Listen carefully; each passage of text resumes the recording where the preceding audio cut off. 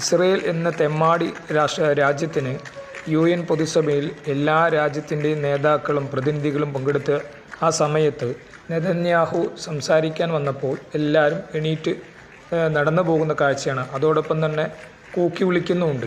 ഈ നടന്നു പോകുന്നവർക്ക് ഗാലറിയിലുള്ള എല്ലാവരും കൈയടിച്ച് സപ്പോർട്ട് ചെയ്യുന്നുണ്ട്. ആയുധങ്ങളും പടക്കോപ്പുകളും കൊണ്ട് ലോകം കീഴടക്കാമെന്നുള്ള ഒരു ധാർഷ്ട്യത്തിലാണ് അമേരിക്കയും ഇസ്രയേലും. ആ ഒരു കാഴ്ചപ്പാടിൽ തന്നെയാണ് രണ്ടുപേരുള്ളത്.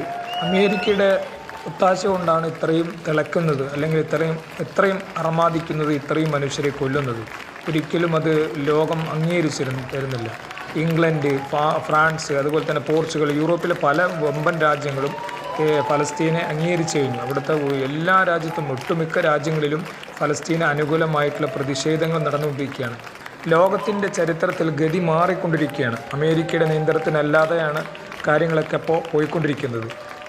ഇത്രയും അറബിക രാഷ്ട്രങ്ങളുണ്ടായിട്ട് അതിനേക്കാളും വലിയ സപ്പോർട്ടാണ് യൂറോപ്യൻ രാജ്യങ്ങളിൽ നിന്നും ഇപ്പോൾ ഫലസ്തീന് ലഭിച്ചുകൊണ്ടിരിക്കുന്നത്. അത് തന്നെ ഒരു നല്ലൊരു പോസിറ്റീവായിട്ടുള്ള കാര്യമാണ്. കാരണം അറബികളെ കൊണ്ട് ഇത്രയും പണം, സ്വത്തും എല്ലാണ്ട് ആർഭാട ജീവിതം നയിച്ചുകൊണ്ടിരിക്കുന്ന അറബികളെ കൊണ്ട് ഇത്ര മാത്രമേ ഉള്ളൂ. എല്ലാവരും ഇപ്പോഴും അമേരിക്കയുടെ കാൽക്കൽ വീണ് അവർ പറഞ്ഞതനുസരിച്ച് പ്രവർത്തിച്ചുകൊണ്ടിരിക്കുകയാണ്.